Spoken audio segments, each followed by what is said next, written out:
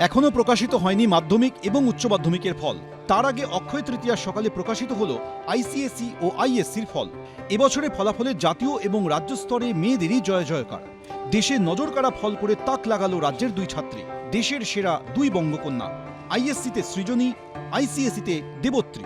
রানীকুঠির future ফাউন্ডেশনের ছাত্রী সৃজনী পদবী লেখেন না। সর্বভারতীয় আইএসসিতে ইংরেজি সহ বেস্ট 4-এ 400-এ 400 পেয়েছেন। P4 insulated water tanks, kitchen and bath fittings, বিশুদ্ধ জল, সুস্থ জীবন, P4 আজীবন।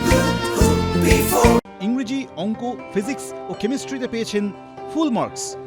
ইংলিশ, ফিজিক্স, ম্যাথস, কেমিস্ট্রি চারটেতেই 100-100। অন্যদিকে রাজারহাটের বাসিন্দা ডিপিএস মেগাসিটির ছাত্রী দেবত্রী মজুমদার সর্বভারতীয় আইসিএসইতে ইংরেজি সহ বেস্ট 5-এ 500-র মধ্যে 500।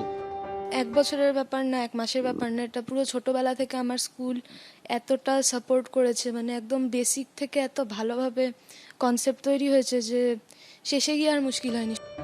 সৃজনীর বাবা 1989 সালে মাধ্যমিকে রাজ্যে প্রথম হন। 2012 সালে ভাটনগর পুরস্কার প্রাপ্ত বিজ্ঞানী। আইএসআইতে গণিতের প্রফেসর। মা গুরুদাস কলেজের অধ্যাপক। সৃজনী পড়াশোনা করেছেন বাবা মায়ের কাছেই। গৃহশিক্ষক ছিলেন একজন। ইঞ্জিনিয়ার দম্পতির একমাত্র সন্তান দেবত্রী, যার কোনো গৃহশিক্ষক ছিল না। তাৎপর্যপূর্ণভাবে দুই কন্যাই চোখে আঙুল দিয়ে দেখিয়ে দিয়েছে গৃহশিক্ষক ছাড়াও ধরা দেয় সাফল্য। হয়তো হার্ড ওয়ার্ক,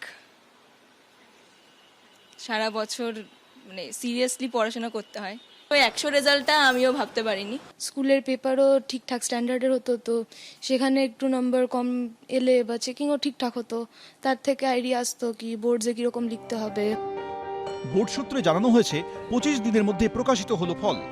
সিআইএসসিইর নিজস্ব ওয়েবসাইট CISCE.org অথবা results.cisce.org-তে দেখা যাচ্ছে রেজাল্ট। দশমে পাশের হার 99.09%, দ্বাদশে পাশের হার 99.02%। 4 মে পর্যন্ত করা যাবে পুনর্মূল্যায়নের আবেদন। বিজেন্দ্র সিংহ, কৃষ্ণেন্দু অধিকারী, রুমা পালের রিপোর্ট, এবিপি আনন্দ।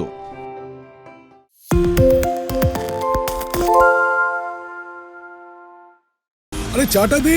ভাই আমার একটা চা দেন। কি হলো আমারটা? বাংলা পক্ষপাত চায় না, বাংলা খবর চায়।